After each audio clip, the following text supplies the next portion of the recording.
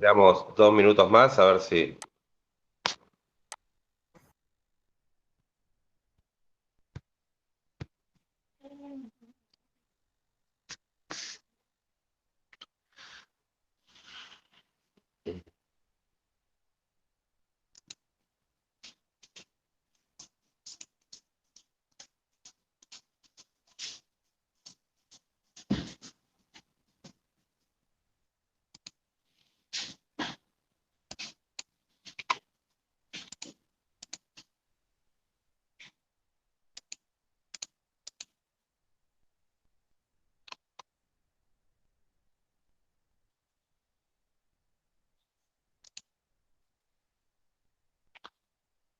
Mm.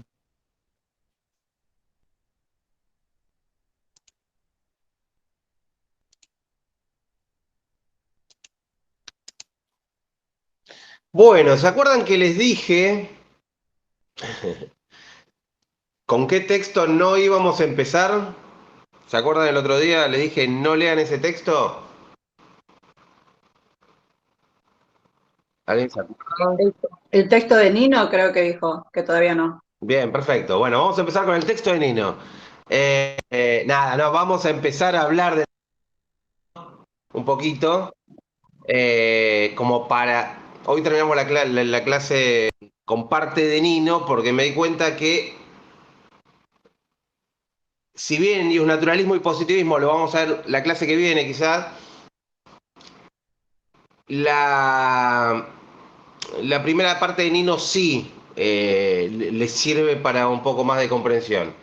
Es un texto, como ya les dije, es un texto de filosofía del derecho, con lo cual por momentos les va a resultar quizás un poquito más complejo. Estos textos, ¿por qué les sirve leerlos? Les puedo asegurar que aun cuando estudien la carrera, va a haber parte que, bueno, vamos a darle 2 minutos más porque si no está entrando gente que a cada segundo. Che, una cosa más, chicos. El otro día, no quiero criticar a nadie. Eh, el otro día me fui y los dejé, los dejé con WhatsApp. Y hubo gente que quedó conectada, sin micrófono, con la cámara apagada, porque no estaban. ¿Está? Se los aclaré el otro día y se los vuelvo a decir ahora. A mí no me importa, yo no tomo lista, sí me importa, ¿no? Yo no tomo lista, con lo cual, que ustedes queden desconectados, con una cámara apagada, sin hablar en toda la clase y demás, para mí es lo mismo que no estén. Si realmente están escuchando la clase, buenísimo porque les va a servir para el día del examen. Pero si no van a estar, no les va a afectar el dejar la cámara la cámara apagada del micrófono para que su nombre figure. ¿Entienden a lo que me refiero? Es al cohete. O sea, nada. Es decir, yo cuando todos se van, cuando todos ustedes se van, dejo 2 minutos y sé quién está paspando moscas y dejó la cámara así. Es tontería.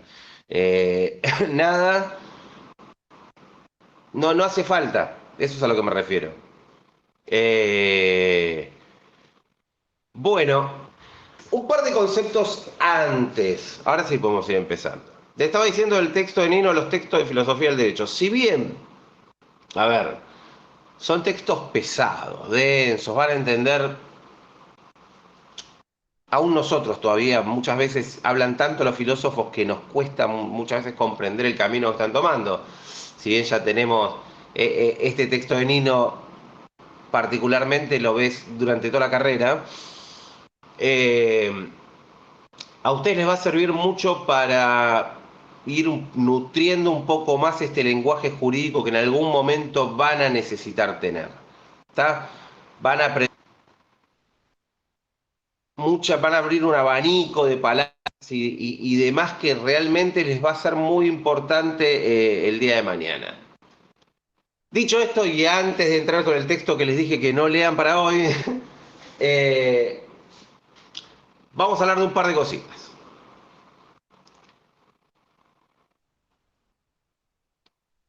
Cuando hablamos el otro día de lo que están estudiando ustedes ahora precisamente en esta materia. Yo les dije que el derecho estaba dividido en distintas partes y depende en qué rama estén ustedes, es como se van a dar las relaciones entre las partes, ¿no?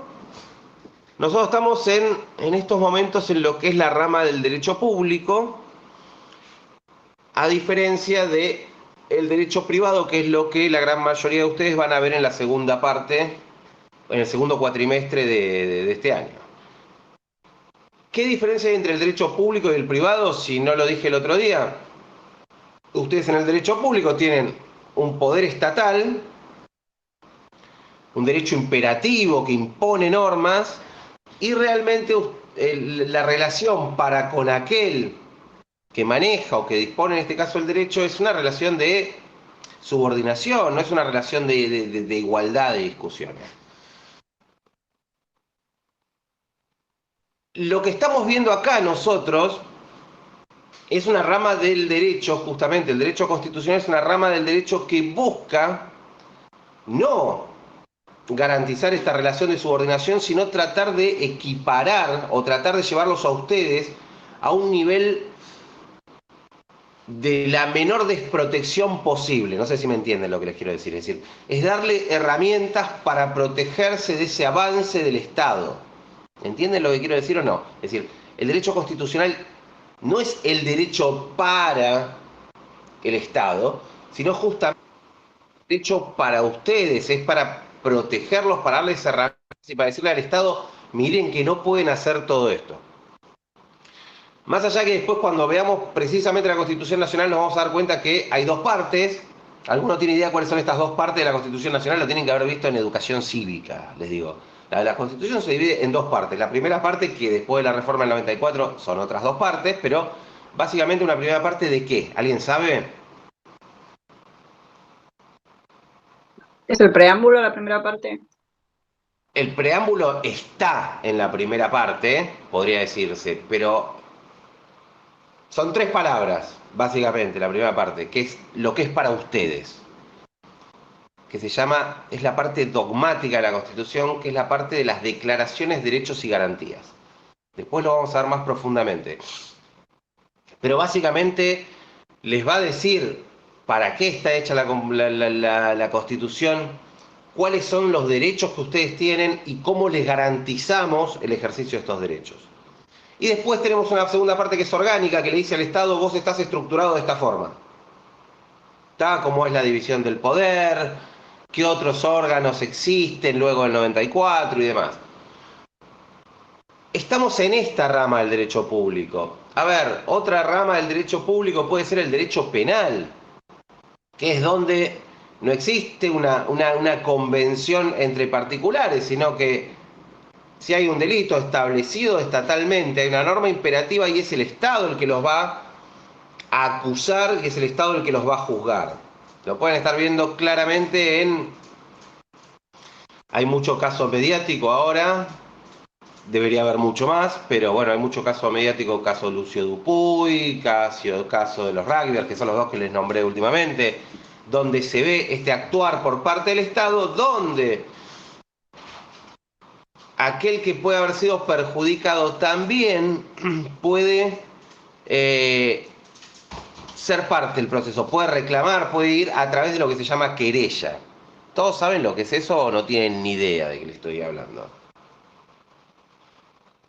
La querella no es los abogados particulares. Son los abogados particulares, pero de quien acusa, va, de quien es el denunciante, no el denunciado. El denunciado siempre tiene un abogado, porque tiene este derecho de defensa en juicio, que es una garantía constitucional, internacionalmente contemplada, ¿no? Pero yo no necesito, cuando tengo un conflicto, cuando soy objeto de un delito penal, yo no necesito un abogado para que esté expediente. Es decir, ese caso el que va a acusar es el Estado a través del fiscal. Yo puedo tener unos abogados para que ayuden a la fiscalía aportando pruebas que ellos ven que la fiscalía no se mueve, dándole otro ángulo de vista, obviamente yendo siempre más allá de lo que va la fiscalía. Pero puedo, no estoy obligado. En cambio, cuando soy acusado, o cuando participo de un juicio en el ámbito civil, en el ámbito del derecho privado, sí o sí tengo que tener un abogado. ¿Qué pasa si yo no tengo recursos para tener este abogado? Básicamente es el propio Estado el que nos va a proveer un abogado para que ejerza esta defensa. ¿Está? Hay un dicho que en nuestro país, y no solamente en nuestro país, aquellas personas que tienen ingresos suficientes no van detenidas, excepto que cometan delitos demasiado notorios y públicos, es decir,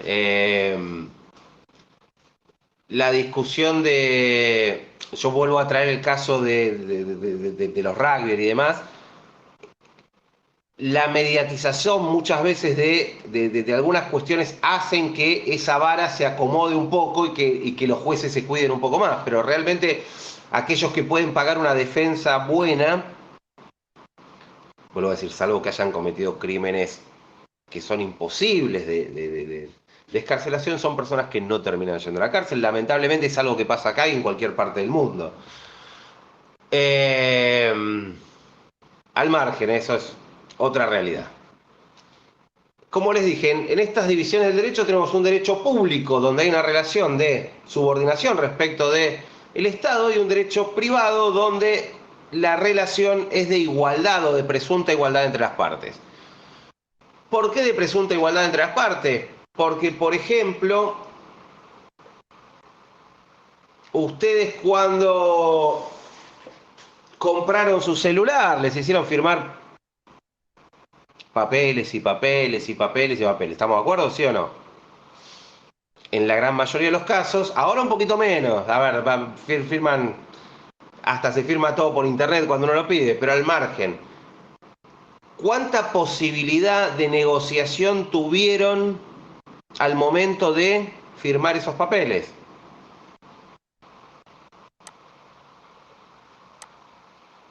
Y alta. Ninguna. Ninguna, Ah, ninguna. ¿Por qué? Porque son formularios tipo. Es decir, ustedes van a firmar lo que les dan para firmar. O sea, están en el ámbito del derecho privado, sí, pues están firmando un contrato de comodato, compraventa, lo que quieran. Sobre todo, a ver, antes era muy habitual que ustedes los celulares no los compraban, sino que les daban una especie de comodato. ¿Qué quería decir esto? Ustedes pagaban con el abono una cuota mensual. Ahora la realidad es que uno paga por la línea y el celular lo va cambiando constantemente, ¿no? Cuando se puede, a veces dura a veces más, a veces menos. Aguárdame un segundito que tengo que atender un llamado. Deme 2 minutos, chicos, ¿eh? Esperen, ¿eh? Ay, ¿cómo es esto? Estas cosas de viejo que pasan. Ahí vengo.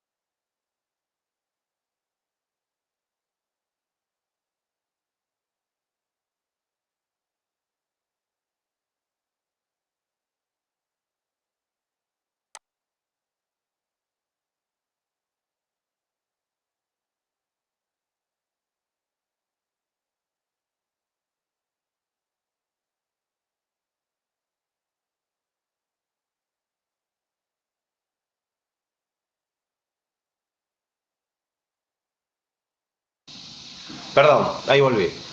Bueno,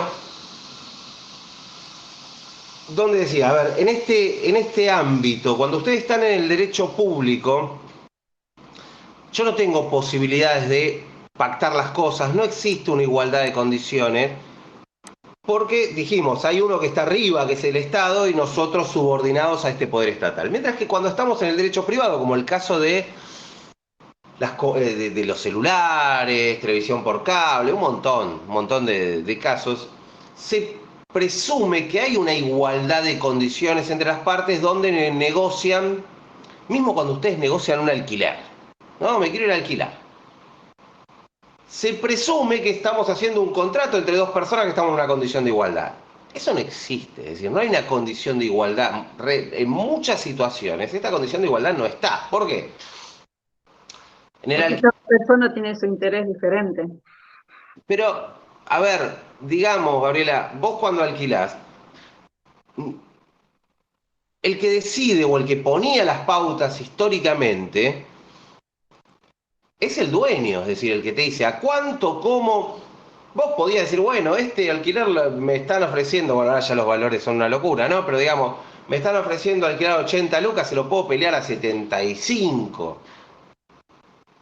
Y ahí me quedé. Es decir, ese es mi margen de negociación. Pero si el tipo me quería pedir garantía de capital de alguien que sea directo, que tenga pelo rubio, un arito en la oreja izquierda, lo podía pedir, a ver si entiende lo que digo.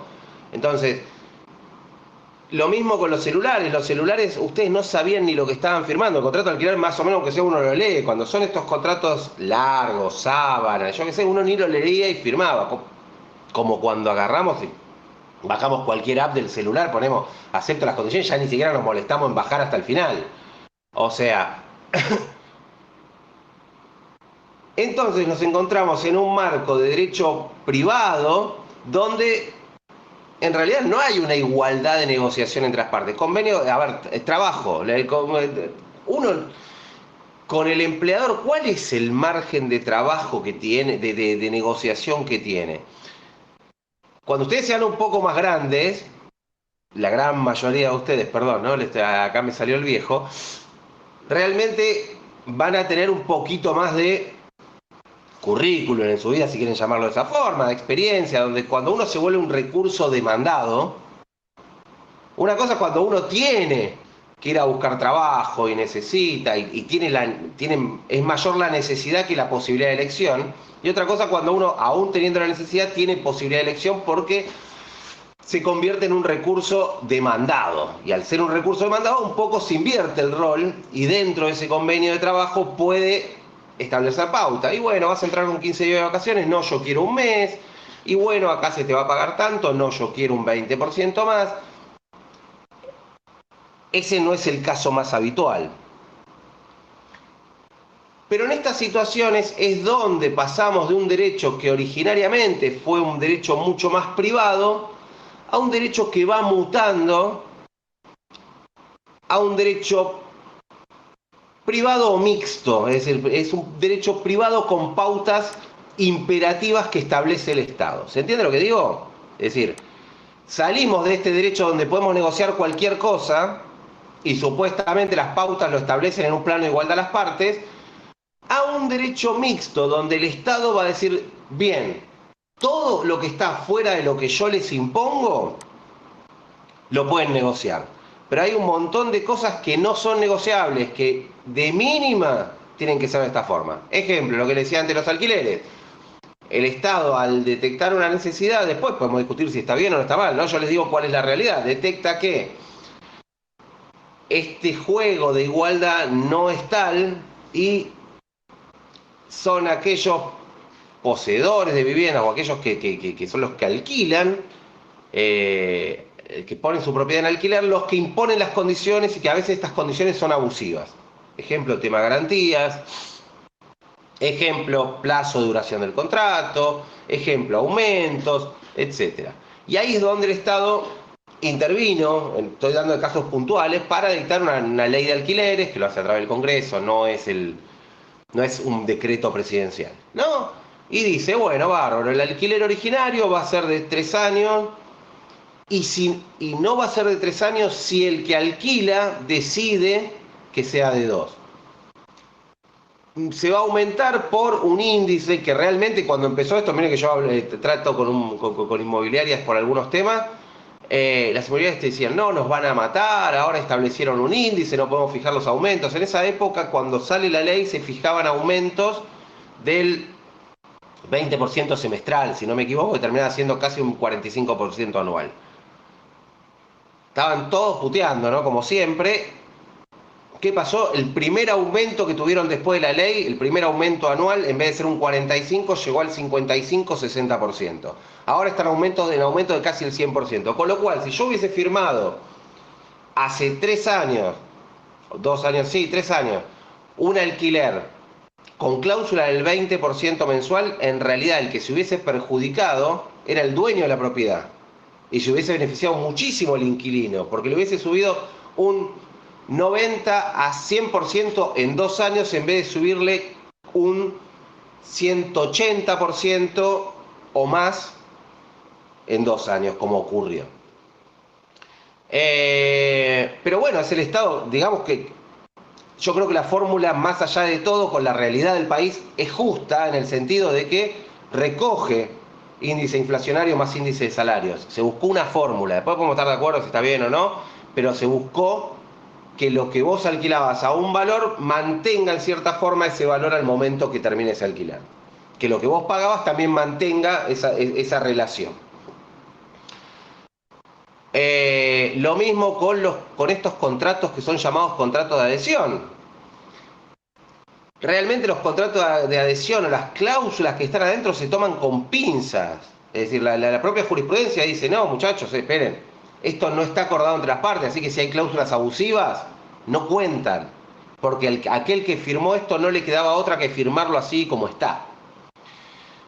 En derecho laboral, como le dije antes, existen las pautas de negociación colectiva, donde son aquellos que tienen un poco más poder que el mero trabajador, como pueden ser los sindicatos, los que van a ir a negociar pautas mínimas por ustedes que se van a plasmar en convenios colectivos de trabajo. Y ese es el piso para que uno se siente a negociar. Ya no es que el empleador va a imponer las condiciones, sino que tiene un piso mínimo establecido tanto por la ley como por las negociaciones colectivas.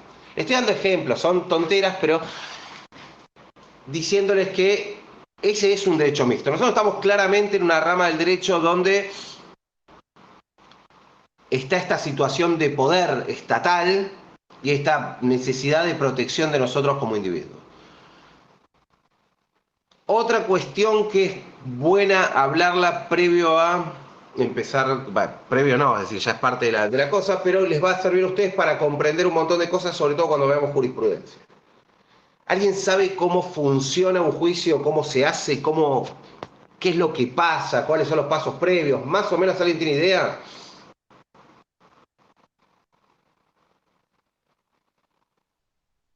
A ver, vamos al caso típico de derecho privado,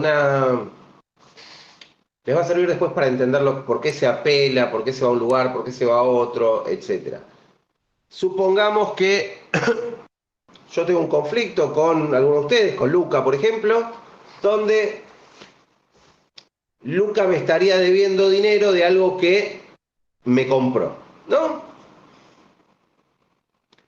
Yo voy a ir inmediatamente a tribunales y a decirle, Lucas no me pagó, más allá de primero lo voy a intimar para que me pague, le voy a mandar una carta de documento diciéndole, pagame lo que me debes, porque tal día, tal otro, vos hiciste esto, yo te di tal cosa y vos me estás debiendo esto. Antes de ir a reclamarlo judicialmente, tengo una etapa prejudicial que se llama Mediación. mediación, en el caso del derecho civil, y conciliación en el caso laboral, ¿no? ¿Qué quiere decir esto? Yo estoy obligado, como demandante, como persona que quiero hacer valer mis derechos, estoy obligado a, primero, tratar de resolver el conflicto con la otra persona adelante de un tercero imparcial. un mediador, un conciliador, que en general son abogados, que son abogados, no en general, son abogados que están inscritos en un listado y que yo los voy a poder seleccionar para que medien en esta cuestión y traten de acercar las partes y llegar a un acuerdo. Supongamos que yo voy a una mediación con Luca, ¿no? Como dije. Y Luca me dice, bueno, listo, ok, acordamos, yo te pago de determinada forma y acá terminó la cosa. O voy a una conciliación laboral con mi empleador y mi empleador también me ofrece un pago. Y yo estoy de acuerdo, ¿no? Listo. Ahí terminamos el proceso. ¿Cómo termina? Con ciertas salvedades. En el caso de mi conflicto con Luca, voy y lo presento ante la justicia civil diciendo llegamos a este acuerdo. Eso vale. A ver, el día que él incumpla, ya no tengo nada que discutir. Incumplió, tengo un título que se convierte en algo ejecutivo. Puedo ejecutarle esto y mucho más. Es decir, ¿por qué? No quiere decir, si yo llego a un acuerdo y este acuerdo se cumple, ahí termina todo. Si yo llego a un acuerdo y este acuerdo se incumple, puedo reclamar el todo. Es decir, más allá de lo que firmamos, el resto lo puedo reclamar judicialmente. Respecto a lo que firmamos, tengo un ejecutivo, tengo algo que se ejecute, que puedo pedir y es bastante rápido el juicio de cobro personalmente. Respecto al otro, puedo ir a por todo. En el laboral, yo lo que voy a hacer es presentar este acuerdo ante el Ministerio de Trabajo para que el Ministerio de Trabajo vea si es un buen acuerdo o no es un buen acuerdo. A ver, si a mí realmente me correspondían 500.000 pesos, pero me correspondía, pues después hay un montón, sí, hay un montón de multas, un montón de cosas que no se pagan, pero que en capitales reales, antigüedad, vacaciones, etcétera, etcétera, me correspondía cobrar 500.000 pesos. Y yo presento ante el ministerio un acuerdo por 50.000, la lógica, después veamos cómo funciona el ministerio, cuánto lío tiene y demás, pero generalmente te van a decir que no es un acuerdo que beneficie al trabajador, ¿está? Y no sería válido y tendría que volver a hacer esta conciliación. Pero lo más lógico, no en el fuero laboral, en laboral generalmente se acuerda, se termina acordando si el empleador es un empleador con capacidad de pago, se termina acordando en conciliación. Esa es la verdad. Si el empleador es alguien que le sirve patear todo para adelante porque está muerto, porque no le paga a nadie, lo que sea, va a ir a juicio y que se arregle. Porque después van a ganar, yo les digo, el día que sean abogados, van a ganar como abogados, van a ganar muchísimos juicios. Aquellos que se dedican a laboral van a ganar un montón y van a cobrar muy pocos. Y por eso van a ver que abogados que depende con ustedes tienen un conflicto laboral y depende de dónde hayan trabajado, van a ver abogados que le van a decir no vale la pena. Aún cuando vayan a ganar, pero no tienen que sacarle al otro y el otro no tiene nada. Bien, terminamos una etapa previa donde no llegamos a un acuerdo, ¿no? No les voy a explicar cómo funciona la conciliación y la mediación, cuántas veces hay que ir, etcétera, pues nada más que sepan que existe esta etapa previa. Y ahí, dentro de determinado plazo, yo puedo, si no llego a un acuerdo, ir a reclamar a la justicia.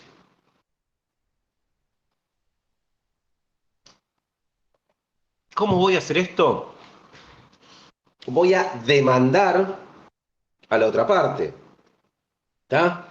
Voy a demandar. ¿Qué quiere decir esto? Voy a hacer un escrito donde demando, basado en normativa, en una ley determinada, a la otra parte, donde voy a contar qué es lo que pasó, donde voy a aportar toda la prueba que tenga yo documental. Hay un montón de tipos de prueba. Uno puede tener prueba documental, puede pedir que se produzca quiere decir que se haga en ese momento, que se llame a determinadas pruebas, como puede ser la testimonial, como puede ser la prueba de oficios o de informes, donde le pregunto a alguien qué información tiene respecto de determinada cuestión. Puede ser pericial, donde le pido a un profesional que analice la situación. Voy a ofrecer todas las pruebas que pueda ofrecer. A su vez, voy a decir en qué ley me estoy basando, cuál es el incumplimiento conforme la ley. Me parece que Lucas lo demandé y salió corriendo, pero bueno. Y a su vez voy a decir qué quiero. Yo tengo que decir qué quiero. ¿Se entiende? No es el juez el que va a decir lo que quiero. Yo tengo que decir quiero que se me pague determinado monto. Generalmente cuando uno va en montos va a decir en más o en menos lo que vuestra señoría estime corresponder. ¿Qué quiere decir? Si yo pido 10 y pido solo 10, si el juez considera que en vez de 10 me corresponden 12, yo pedí 10. No me puede dar 12. ¿Por qué? Porque yo le tengo que decir al juez hasta dónde y tengo que darle este margen para que él pueda ir un poquito más. El juez puede ir ultra, se llama ultra petita, arriba de lo pedido, sí, puede. Y puede ir por debajo de lo pedido. Lo que no puede ir es extra petita. Si yo le pedí que a mí me paguen 100.000 pesos, él no puede decir que me paguen con 4 cajones de limones. ¿Está? No puede decir que a mí me entreguen una propiedad. No puede, a ver, no puede darme algo distinto a lo que yo pedí. Por eso también tenemos que tener cuidado con lo que pedimos. Y dentro de el ir extra, puede ir extra pero con una cierta lógica. Es decir, no puede ir, si yo pido 10, darme 50. Perdón, el ultra, el ir un poquito más. ¿Puede ir un poco más? Sí. No puede ir, no se puede ir a la miércoles. No puede pasar un límite lógico, coherente de un 20. Un 30% de más podría ser, pero no más que eso. También así puede ir para abajo todo lo que quiera. Es más, muchas veces, si va para abajo en demasía, muy para abajo, en realidad lo que vamos a tener son muchas costas, mucho que pagar de costo del juicio, que lo paga el que pierde generalmente, por haber pedido tanto de más. Entonces, si yo pedí mucho de más, a ver, supongamos, yo pedí 1.000.000 y en realidad me correspondían 50.000, y el otro pagó las costas, no va a pagar las costas por 1.000.000, va a pagar por 50.000 y se generaron costas extras por todo lo que pidió la parte, muchas veces se lo cargan al que pidió de más. Ahí ahora justo hay un fallo de Mendoza, si no me equivoco, donde por un fallecimiento de una persona habían pedido una animalada de dinero, pero era una barbaridad. La justicia le estableció a los abogados, igual creo que no va a prosperar, ¿no? Pero la justicia, creo que de Mendoza, les impuso a los abogados que paguen costas ellos, es decir, que paguen el costo del juicio ellos por 50 millones de pesos, una locura así. Hay que ser un poquito coherentes y tratar de no irnos a la miércoles porque generamos un dispendio, generamos que la justicia se mueva para todos lados, capaz que por cosas que son mucho más simples de resolver y no ameritan tal animalada, ¿no? Por decirlo de una manera. Bueno, no importa. Voy a demandar, mando esta demanda, como ahora, presento en la mesa de entradas, me sortean un coso, demando, es decir, notifico a la persona, yo como soy el que estoy demandando, a mí se me llama actor, soy el que actúo, ¿está? Actúo. Demando a otra persona, esta persona se convierte en el demandado. ¿Qué pasa con esta persona cuando recibe la demanda? Puede hacer varias cosas. Puede decir, ok, tenés razón, pago y se terminó. ¿Está? A mí me demandaron por 10.000 o por 100.000, voy, pago los 100.000, se terminó. Obviamente voy a tener que pagar honorarios y demás, pero ahí se terminó todo, no hay costas de juicio, básicamente porque así como empezó, terminó. Puede decir, sí, pero no tanto, porque no te corresponde tanto, con lo cual yo sé que tengo una deuda, pero sé que esa deuda no es de 100.000, sé que esa deuda es de 50.000, entonces te pago los 50.000, y si vos querés hacer el juicio, hacelo por los otros 50.000, Pero si mi deuda eran de 50.000, vos vas a perder y vos vas a pagar todos los gastos del juicio. ¿Se entiende? Se llama allanarse parcialmente. Puedo contestar, que es lo que habitualmente voy a hacer, y dentro de esta contestación, puedo no hacer nada, ¿eh? Puedo no hacer nada y no quiere decir que si no hago nada, si no contesto y yo qué sé, sea culpable, que decir, que tenga la culpa. Se va a seguir el juicio sin mí. Se llama que estoy en rebeldía. Pero la prueba y todo eso, pero lo que me están acusando se tiene que probar de todas maneras. ¿Se entiende? No es que si uno no se presenta es culpable. Si a mí me acusan de algo, me están demandando algo, lo tengo que probar, lo tiene que probar la persona que lo que me está demandando es así. Nada más. No es que no me presente. Obviamente un juicio en rebeldía no tiene notificaciones, se notifica tengo que ir al juzgado, ver los expedientes, yo qué sé, no hay chance de que a mí me llegue lo que pasó y demás. Es un juicio en rebeldía. Y después tengo que contestar. Y cuando contesto puedo decir, mira, yo no te debo, presento, hago exactamente lo mismo que el otro, relato los hechos, aporto la prueba y digo cuál es la ley que me da mis derechos para no hacer lo que no tengo que hacer. Y en este caso, a ver, yo contesté y ahí se tendría por trabada la litis, que quiere decir hay juicio, ¿está? Hay una última opción que es cuando yo contesto, no solamente contestar, sino estoy cambiando y como para que ustedes lo entiendan en esos términos, estoy retrucándole al otro diciéndole, no solo yo no te debo, sino que vos me debés a mí. En la propia demanda es lo que mal dicho, lo que mal se dice una contrademanda.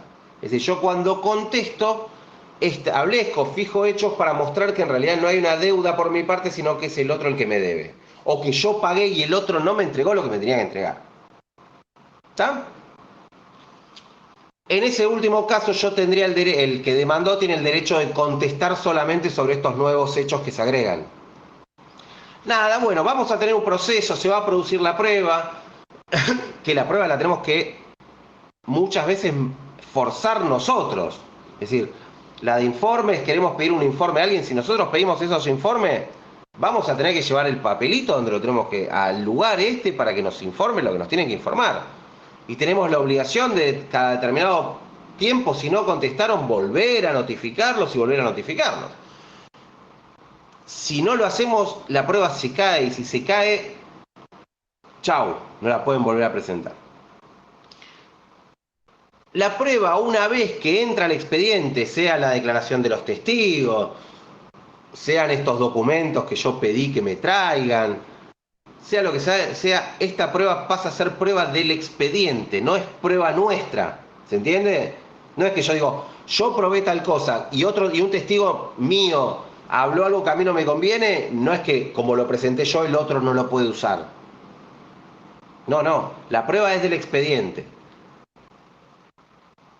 Se hace toda la etapa probatoria, tengo un momento de alegatos donde cada una de las partes va a decir está aprobada tal cosa, está aprobado tal otro, van a merituar la prueba, van a decir esto sirve, esto no sirve, yo probé lo que quería decir, lo probé de tal forma, de tal otra y demás. Después les voy a decir, cuando veamos fuentes del derecho, otras cosas que ustedes van a meter adentro de la demanda, como puede ser doctrina, jurisprudencia, aparte de la ley. Y el juez, en definitiva, va a dictar una sentencia. ¿Qué es una sentencia? Básicamente, ¿entendieron hasta acá lo que pasa o alguien me quiere hacer alguna pregunta? Porque es complejo, pero les va a servir para entender todo lo que viene después cuando veamos principalmente algún tipo de jurisprudencia.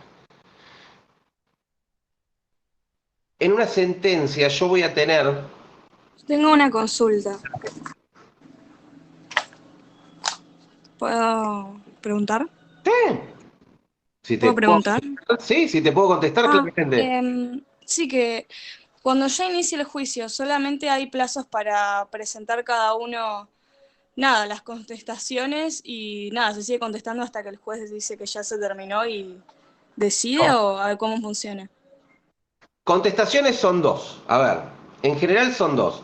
Uno demanda y el otro, una vez que es demandado, tiene un plazo para contestar. ¿Está? Depende del tipo de juicio, va a ser 5, 15 días hábiles, depende de en qué marco estemos. ¿Está? Depende si estoy dentro de un amparo y demás.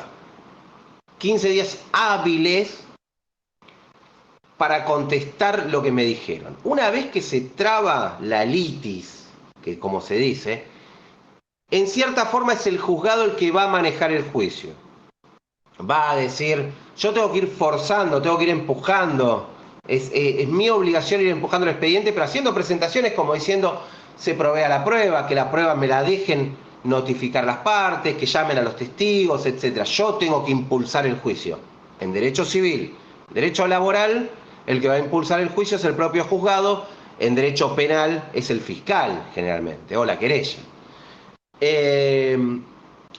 Pero solamente me voy a presentar, sobre todo como demandado, a contestar cosas cuando sea el juzgado el que me las pregunte, o porque el otro presentó algo. Pasa mucho en derecho de familia.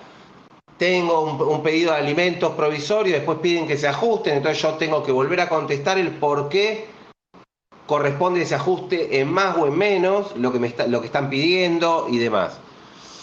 Es el juzgado a instancia nuestra el que va a mover el juicio. Si nosotros no movemos el juicio, no pedimos que hagan algo y pasa un tiempo, ese algo puede caducar, puede venir la otra parte y decir, esto murió, acá se cerró. Te contesté porque me parece que te la compliqué bastante, Luciana, ¿no? Sí, sí, sí, gracias. Pero es el juzgado el que te va guiando, pero muchas veces vos sos el que tenés, generalmente vos sos el que tenés que empujar el expediente. Claro. En la sentencia, y esto les va a servir para leerlo después, cuando lean, van a ver 3 partes.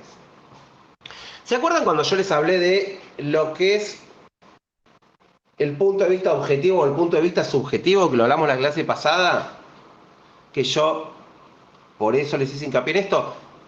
Cuando yo estoy en un punto de vista objetivo, estoy viendo las cosas como objeto.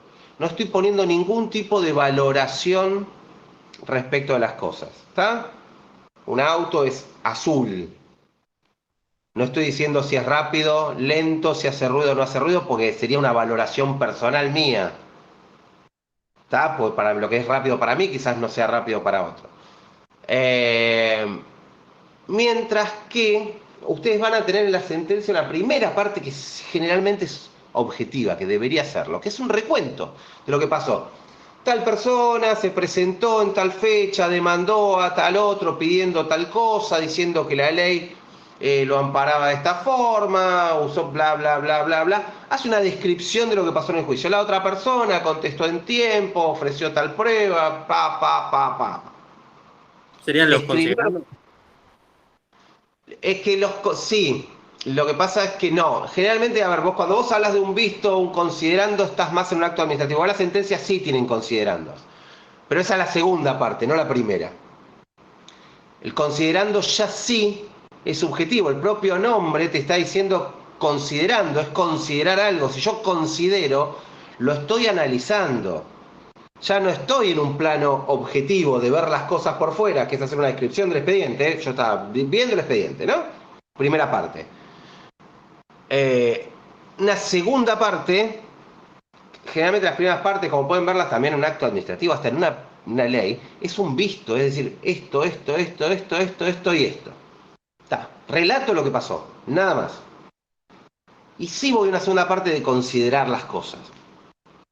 Y al considerando le estoy haciendo un juicio de valor. Estoy diciendo que tal parte demostró tal cosa, que tal parte demostró tal otra, que la ley dice tal cosa, que lo interpreto. Muchas veces meto juicios de valor, nada más subjetivo que un juicio de valor. Generalmente los jueces hacen juicios de valor, mucho. Y ustedes, leyéndolos considerando, ya deberían saber qué les va a decir el juez. Igual todos los abogados lo primero que hacemos es ir a ver la sentencia, ¿no? ¿Qué es lo que se resolvió? y después vemos qué dicen los considerandos, cómo se llegó a esa resolución. Pero leyéndolo en el orden que viene, vamos a leer los considerandos y vamos a ver en qué dirección va el juez. Si va en dirección a darme la razón o si va en dirección a no dármela. Con los considerandos yo podría claramente darme cuenta de esto. Es la evaluación que hace el juez de todo lo que nombró arriba. Y finalmente vamos a tener la sentencia, el fallo, lo que se dice el fallo, que es lo que dice él o los jueces. Que básicamente tendría que ir en relación con ¿qué? Con el punto anterior. Si a mí me vienen diciendo a todo que sí, no me pueden decir que no al final. Porque si no, en ese caso estaría con una sentencia incongruente, con una sentencia arbitraria. ¿Se entiende? Ese es uno de los motivos por los cuales puedo apelar la sentencia. Yo digo, el juez me dio la razón durante todo el considerando y después me dijo que no, estamos ante una sentencia arbitraria. Puedo apelarla. Y ahora vamos a hablar de lo que es apelar. La justicia, vamos a hacer un caso simple, después en cada jurisdicción puede cambiar, ¿no? Pero básicamente uno en justicia tiene primera, segunda, tercera instancia de mínimo. Todo fallo jurídico tiene que ser revisado al menos por una instancia superior. Al menos uno tiene que revisar. Hay cuestiones patrimoniales que mueren en la segunda instancia y hay cuestiones que pueden llegar hasta la Corte Suprema. En penal ustedes tienen a veces corte, casación, tienen la primera instancia, segunda instancia, casación, Corte Suprema Provincial, Corte Suprema de la Nación, pueden tener un montón de instancias, pueden seguir subiendo un montón de veces, dependiendo del caso. Pero ¿qué quiere decir esto? Ustedes tienen una primera instancia, que son los tribunales ordinarios, que es por donde generalmente entramos todos. Salvo determinadas cuestiones donde la ley establece que uno entra por Corte Suprema o uno entra por Cámara de Apelaciones, todos vamos a la justicia ordinaria, que es la primera instancia. Los primeros tribunales se llaman tribunales ordinarios. Si yo tengo una sentencia que me parece que no es acorde, ¿por qué? Porque es arbitraria, porque el juez tomó conceptos muy propios sin basarse en ninguna ley, porque dictó una sentencia donde me venía diciendo a todo que sí, después dijo que no, donde tengo cuestiones constitucionales, donde tengo un montón de cuestiones, o porque para mí es así, aun cuando no lo sea, yo puedo ir a alguien que revise esta sentencia, que en este caso sería una cámara de apelación. ¿Cómo voy? Se dicta la sentencia, le pregunto y le digo al juez, quiero apelar. Generalmente la apelación se presenta ante el mismo juez. No voy a ir a los casos donde no se presenta porque le estoy rompiendo la cabeza. Le digo al juez, voy a apelar, puedo fundamentar lo que quiero apelar ahí, puedo fundamentarlo después, depende del caso. Y voy a presentar una apelación que tiene que tratar sobre lo mismo que trató el juicio anterior. No es que puedo decir, no, bueno, y además ahora quiero pedir otra cosa. No, y además ahora quiero pedir otra prueba que no pedí antes. Tengo que ir sobre todo lo que pedí antes, excepto que haya algún hecho nuevo, algo que haya pasado después del juicio. O durante el juicio que no lo haya presentado. Por ejemplo, que a mí me estén diciendo que no pagué, pero el cheque mío se acreditó después, por decirles algo, o se juntaron nuevas deudas. ¿Está? Voy a apelar. Y acá voy a pasar, generalmente las cámaras de apelaciones tenemos un tribunal que ya pasa a ser colegiado, donde en vez de tener un juez voy a tener 3. Y estos jueces por mayoría me van a dar la razón o no me van a dar la razón. Van a hacer un procedimiento bastante similar, van a llegar a una sentencia y en general ahí muere la gran mayoría de las cosas. Cuando tengo sentencias arbitrarias, cuando tengo de derecho constitucionales, etcétera, puedo llegar también hasta la Corte Suprema. Tienen que ser muy lobistas, muy buenos abogados y tienen que tener muchos conocidos realmente para llegar con cuestiones simples a la Corte Suprema. Generalmente la Corte Suprema rechaza el 99% de los recursos que le presentan, entre un 95 y un 99%, y generalmente los rechazan por forma. Ni siquiera leen el contenido, dicen, no, tiene un párrafo más, tiene... a ese nivel. Si les rechazan, que es lo que va a pasar, tienen otra opción, que es ir con un recurso de queja, que es pagar, no sé cuánto está el recurso de queja en estos momentos, pero debe estar arriba de los 150.000 pesos tranquilamente, como de mínima, mucho más, porque estaba una barbaridad hace 3 años, no quiero saber ahora, que es pagar, y obviamente, si no les reciben el recurso, si se los vuelven a rechazar, esa plata la perdieron. Es para desincentivar que la gente vaya a la Corte Suprema. Y ahí sí, si no apelo en la primera, si no apelo en la segunda, o pierdo en la Corte, o la Corte dicta un fallo, esta sentencia se va a decir que está firme. Supongamos yo perdí la primera instancia, o gané la primera instancia, y ninguno de los dos apeló, terminó el juicio. Ninguno fue a que alguien lo revise arriba. Ustedes cuando van a revisar en un tribunal superior, los costos del juicio son más altos también. El que pierde va a tener que pagar más todavía. Eso es una sentencia, eso es cómo funciona la justicia brevemente. Del texto de Nino, ahora sí, van a tener una primera parte introductoria, yo lo tengo acá. A ustedes les va a servir para ver o para tratar de llegar a una definición de derecho, del qué es el derecho, el para qué sirve. Porque, a ver, nosotros habitualmente, aunque no lo sepamos, vivimos inmersos en cuestiones de derecho. ¿Qué quiere decir esto? Si yo en mi casa pongo o no pongo la música alta, es por una cuestión de que hay normas que establecen que puedo tenerla o no puedo tenerla, que hay horarios y demás. Si yo viajo en colectivo, por ejemplo, ¿qué estoy haciendo?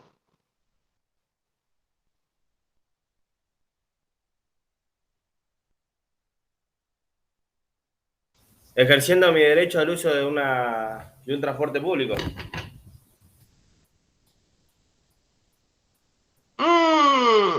Ni. ¿Pagando un servicio? En realidad estoy celebrando un contrato. Sí. Es un contrato. Yo te estoy pagando para que vos me lleves. Te estoy contratando para que vos me lleves. Este servicio tiene regulaciones, tiene pautas. Nosotros no las vemos. Si yo pago la luz, estoy pagando un servicio público. Si yo, Lucas, por ejemplo, por eso te digo, te dije recién, si yo salgo de mi casa, voy a trabajar, te lo hago en el sentido más amplio, puedo ir caminando, puedo ir en bicicleta, puedo ir en transporte público, estoy ejerciendo mi derecho a transitar, artículo, preámbulo de la Constitución Nacional, artículo 14. Es decir, ¿se entiende? Vivo en situaciones cotidianas el derecho constantemente. Nosotros no lo vemos, no lo analizamos desde ese punto hasta que empezamos a estudiar esto. Pero realmente es así. Y el derecho, este derecho que nos interesa a nosotros, en realidad, a ver,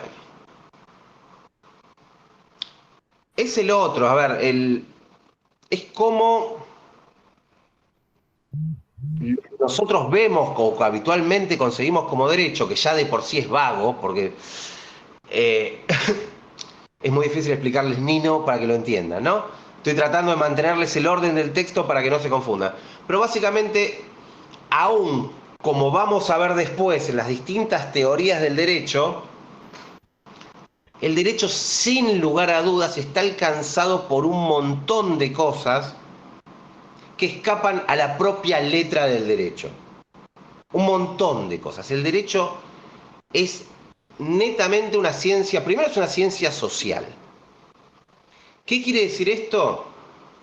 Que no es una ciencia exacta. Es decir, no es si pasa esto, entonces esto. Como ciencia social, la misma cuestión responde, puede ser juzgada de diferente manera por la misma persona o por el mismo tribunal en distintos momentos. Les voy a dar un ejemplo práctico de esto, tenencia de estupefacientes. Si ustedes van previo al retorno de la democracia, la tenencia de estupefacientes era un crimen aberrante. Es decir, aquel que tenía estupefacientes en su poder era prácticamente un demonio, era un paria de la sociedad y tenía que ir preso, encerrado para siempre. Con la vuelta de la democracia, momento social totalmente distinto, un momento de el Estado no se meta, mínima represión estatal, lo mínimo, es decir, veníamos de un momento de represión extrema a un momento de que el Estado no se meta. La jurisprudencia de la Corte Suprema pasa de este concepto de demonización del que tenía estupefaciente, estamos hablando de tenencia, no de venta, a si es para consumo no pasa nada. Básicamente hacia la intimidad de la persona, el Estado no se puede meter en la intimidad de las personas, etcétera, etcétera, etcétera. No es un crimen punible, no, uno no va preso por tener estupefacientes. ¿Qué pasó luego? ¿Qué vino luego de la vuelta a la democracia o del primer gobierno de Alfonsín? Un segundo momento donde viene el gobierno de Carlos I y en sus relaciones carnales con Estados Unidos hay una movida por la cual Estados Unidos empieza a establecer para Latinoamérica convenios de droga cero, lucha contra el narcotráfico muy fuerte, etcétera, etcétera, etcétera. Entonces, el marco social, político, cambia totalmente. Pasamos de una etapa donde estaba todo bien y el mismo cuerpo colegiado, la Corte Suprema de Justicia, pasa a decir, es delito. La tenencia es delito. Con lo cual, la misma ley, te estoy diciendo que el mismo tribunal, con la misma ley, aún con composición distinta al tribunal, pero no importa, hace un nuevo análisis y dice que es distinto. Luego, posteriormente, después del 2000, volvemos con dos fallos que van en la otra dirección, diciendo la tenencia no es delito. Igual nadie termina fijando cuál es la tenencia y demás, pero lo que les quiero decir es que responde a momentos. El mismo derecho, la misma ley responde a momentos y depende del momento, la sociedad o la moral social va a evaluar una cosa de una forma o de la otra.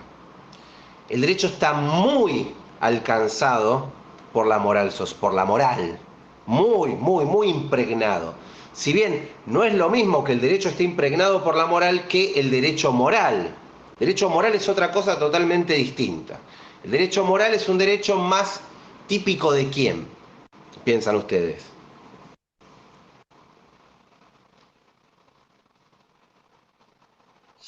¿Del derecho privado? No, es del derecho eclesiástico. El derecho moral es está más ligado a la iglesia. Está más ligado a los valores sociales,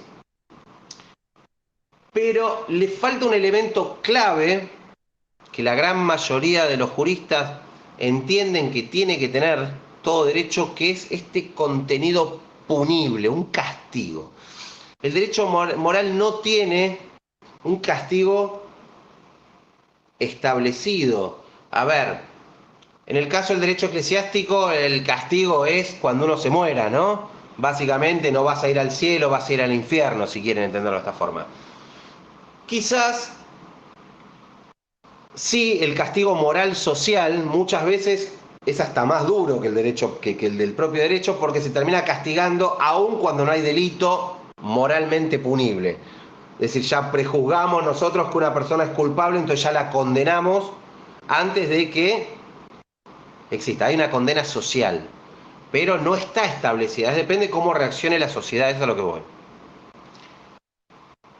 El derecho está influido por un montón de cosas. Está influido por la pobreza, está influido por la situación de marginalidad de la gente, está influido por la economía, como dije recién, está influido por otras ciencias como la sociología. Es como ciencia social, tiene que trabajar con las otras ciencias sociales y va a variar en base a un montón de cosas. No es algo fijo. Van a ver, lo van a entender, esto lo estoy diciendo ahora, lo van a entender muy bien la clase que viene cuando veamos jus positivismo y veamos jus naturalismo. Ahí lo van a entender perfecto lo que estoy diciendo. Pero sin lugar a duda, el derecho está influido moralmente.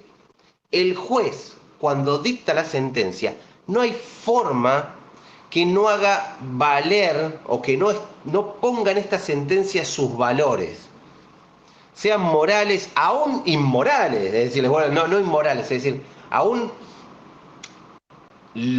a ver, si yo tengo una ideología extremadamente social o una ideología extremadamente legalista, siguen siendo valores, ¿está? Si yo digo la ley dice tal cosa y no me importa si vos sos pobre, o si yo digo la verdad, la ley dice tal cosa, pero vos estás en una situación de marginalidad que realmente no te la puedo aplicar como otras personas.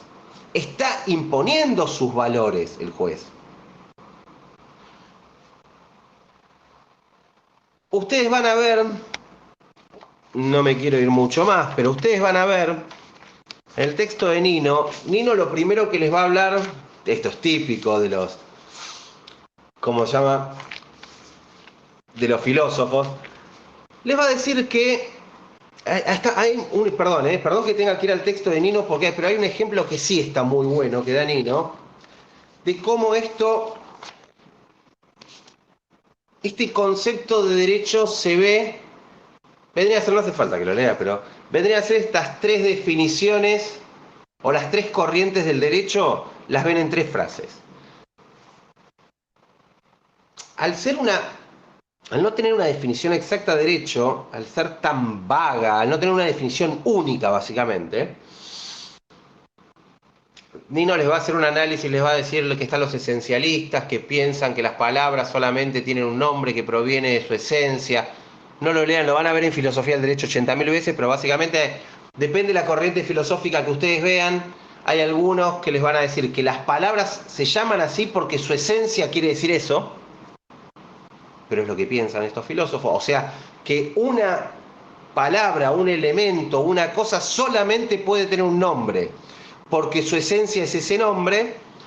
Y después tienen una corriente un poquito más lógica, que es el de, creo que es convencionalista, si no me equivoco, como la llaman los filósofos, que es realmente los nombres que los ponemos es por acuerdo. Nosotros acordamos que esto se llame de determinada forma. El tema es que dentro de este convencionalismo caemos en lugares donde, ¿cómo se llama? Donde la misma palabra tiene muchos significados. Está bueno el texto de Nino, les da 3 ejemplos que les dice. Yo puedo utilizar la palabra derecho como el derecho argentino tiene una orientación no punitiva, por decirlo de una manera, ¿se acuerdan? O el derecho penal argentino tiene una orientación garantista, por decirles algo. O el ejemplo de yo tengo derecho a dormir tranquilo, es decir, sin que nadie esté haciendo ruido. O el derecho es una ciencia que estudia, el derecho social es una ciencia que estudia la situación de los individuos, en sociedad respecto de, etcétera, etcétera, etcétera. Les nombré derecho 3 veces. Ninguna de las 3 significa lo mismo. Cuando yo digo el derecho penal argentino, estoy hablando de la definición más estricta, más objetiva del derecho, hablando del derecho como un conjunto de normas que rige en este caso el ámbito penal o el ámbito punitivo o el ámbito de los delitos penales en la sociedad argentina. Objetivo, 100%. El yo tengo derecho, ya estoy en el ego, hablando de mí. Entonces, si estoy hablando de mí, estoy en un punto de vista subjetivo. O el decirle a otro, vos, el derecho, o ni siquiera le vamos a nombrar el derecho, pero vamos a decir, vos tenés que hacer tal cosa, es porque el derecho me dice que esa persona tiene que hacer tal cosa o tiene que dejar de hacer tal cosa. Eso es netamente subjetivo. Utilicé el derecho, pero con otra significancia totalmente distinta, bien mía, es decir, cómo yo uso ese derecho, subjetivo 100%. Y cuando les hablo de la ciencia del derecho, estudia, etcétera, etcétera, etcétera, es realismo. es el estudio del derecho, es cómo analizo el derecho, nada, no lo estoy aplicando en una situación en particular. Nino les va a hablar de esta falta de una definición única, les vuelvo a decir, les va a hablar de la vaguedad en el concepto de derecho, porque el derecho no tiene características. Todo lo que nosotros consideramos derecho, en nuestra definición, no tiene unas características únicas que pueden decir, eso es una característica típica de todo el derecho. ¿Cómo les digo esto? A ver, el derecho tiene una carga punitiva, es decir, tiene un castigo. Sí y no. En general lo tiene, pero no siempre. El derecho es las leyes. Estas normas jurídicas con carácter general y contenido obligatorio. Sí, pero no siempre. ¿Por qué? Porque tenemos las sentencias, tenemos la doctrina, tenemos la costumbre jurídica, que también son derecho. Después los vamos a ver más adelante. Con lo cual es muy difícil que tenga elementos únicos que hagan fácil definir el derecho. Esto es filosofía, a ver, chicas, chicos, chicas, no se preocupen, es decir, es filosofía el derecho, con lo cual se enroscan y les encanta. Pero entiendan, como para que entiendan un poquito el tema de Nino. Y lo último que tiene el derecho es esta carga emotiva que llama él, no lo estoy leyendo acá, sino que lo que estoy buscando es otra cosa, que básicamente depende quién sea el receptor de este derecho, es el que le va a dar un mayor significado o un menor significado, una mayor amplitud al concepto o no, dependiendo de preconceptos, subjetividades netas, es decir, depende cómo valoro este derecho, es el alcance que le voy a dar. Vuelvo a decir, volvamos tema estupefacientes. Ustedes saben que está prohibido el consumo de estupefacientes en la vía pública. Se hace. Es decir, uno va caminando por todos lados y hay olor a recital por todos lados, ¿no? Como diría el Bart Simpson, hay olor a la campera de Otto, ¿no? Pero bueno, básicamente la gente lo hace. La ley está. Deciden cumplirlo, no deciden cumplirlo, es decir, le dan mayor alcance, no pasa nada. O gente que te va a decir, ni en pedo. ¿Está? ¿Se entiende el concepto? Depende subjetivamente la fuerza que le demos a esto. Les voy a dar un caso mucho más común, que lo vamos a ver después también en otras cosas. El pasar un semáforo en rojo en una zona peligrosa. No pasa nada, acá todo el mundo lo pasa. Nadie frena. Pero tenemos que hacerlo. Deberíamos hacerlo. Y la ley nos impone que lo hagamos. Después vemos si lo hacemos o no lo hacemos. ¿Está? Depende del valor que le dé cada uno. No, yo estaba... Nada. Sí, me gustaría que para la clase que viene vean el resto del texto de Nino con naturalismo y positivismo. Está todo lo que viene después de la breve introducción. Lean esta breve introducción. Y después charlamos del resto, que los va a ubicar un poquito más respecto de todo esto que dije ahora. Y la clase que viene también vamos quizá a empezar con lo que son las fuentes del derecho. Depende cuánto nos extendamos. Otro tema para tener en cuenta... Ustedes van a ver un montón de palabras, los abogados que nos encanta, pero por un tema de raíces usamos mucho palabras en latín. ¿Por qué? Porque el origen del derecho es latín, es latino. Es decir, el derecho que nosotros conocemos nace en Roma. Es decir, el derecho moderno nace en el siglo II después de Cristo en Roma. Con lo cual, vean si tiene tiempo el derecho. Derecho hay hace 3.000 años antes de Cristo. El primer derecho escrito que van a encontrar ustedes está ¿en dónde? ¿Saben? ¿Alguien tiene idea cuál es el primer derecho escrito que existe? Algo que se llamó el Código de Hammurabi en la vieja, en realidad no era Babilonia, sino que era Sumeria, todavía no era ni siquiera Babilonia, donde hay unas tablas que son el primer código escrito, de donde surge, por ejemplo, lo que nosotros actualmente conocemos como la ley del talión. ¿Alguien sabe lo que es la ley del talión? Básicamente imponía como pena que aquel que cometía un delito iba a ser castigado de la misma forma. El ojo por ojo, diente por diente. Exactamente. Aquel que mataba, la pena era la muerte, por ejemplo. Pero realmente el derecho moderno tiene una gran base de derecho romano. Se van a dar cuenta en la facultad cuántas cosas que nosotros usamos ahora que se inventaron hace 1800 años. Está como para que se den cuenta. Por eso van a ver tantas palabras que están escritas en latín en las contestaciones de los abogados. Algo que van a ver que se usa mucho es la palabra ius. ¿Qué es ius? No es más que este concepto subjetivo del derecho. Es la definición que le daban los romanos. Fíjense que para definir derecho tenían dos palabras. Tenían una palabra que era directum y otra palabra que era ius. Pero directum estaba ligado al ordenamiento, a las normas. Las normas son estas, ¿está? Seguir la regla, hacer la norma. Era bien objetivo.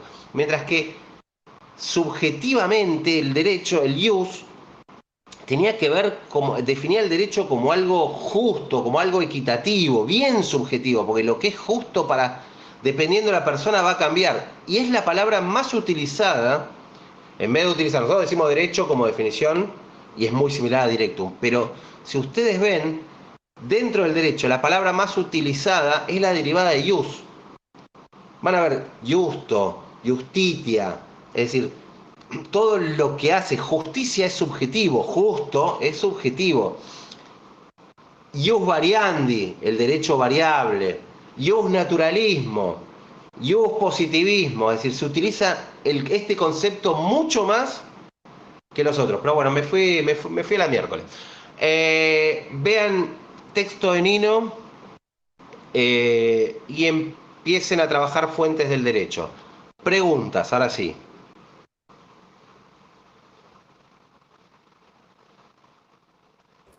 Vi que en el texto de Nino hay como una sentencia. ¿Eso también lo leemos? Una sentencia de Nuremberg. ¿Cuál es la sentencia de Nino? Perdón. Ah, está el juicio de Nuremberg. Sí. Sí, Sí. inventado. Lo tenemos para charlarlo al final vamos a charlarlo, charlemos Nuremberg. ¿Qué es Nuremberg? Se los aclaro como para que ustedes se ubiquen en contexto. ¿Alguien sabe qué fueron los juicios de Tokio y de Nuremberg? ¿No fueron los juicios que se le hicieron a los militares de guerra después de la Segunda Guerra Mundial? Fueron los juicios bastante cerca, sí. Fueron los juicios que se le hicieron a los cabecillas solamente. Fueron los juicios que se hicieron a los cabecillas nazis en Nuremberg y a los cabecillas japoneses en Tokio, es decir, los dos vencidos, por los crímenes cometidos en la Segunda Guerra Mundial. Hay mucho para discutir de los juicios de Nuremberg. Básicamente, no les quiero adelantar nada, así que no importa. Pero tienen un costado que rompe con todo el deber ser del derecho. Es decir, son extremadamente parciales. No estoy valorando la responsabilidad o no de los que cometieron los delitos, sino que aquellos que fueron juzgados, nosotros tenemos que, como abogados o como gente estudiosa del derecho, entender que todo el mundo tiene derecho a una defensa. Aún el peor delincuente, ¿está? Y en este caso fue más para la foto que para otra cosa, la defensa. A eso es a lo que voy.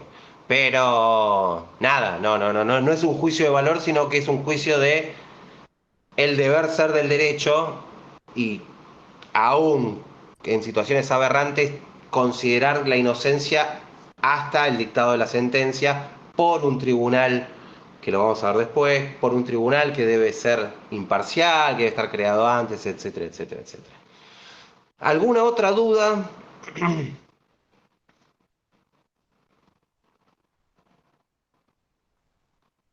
Bueno, nos veremos entonces el viernes, chicos. Buena semana. Buena semana, profesor. Gracias. Buena semana, profe. Nos Hasta luego. vemos.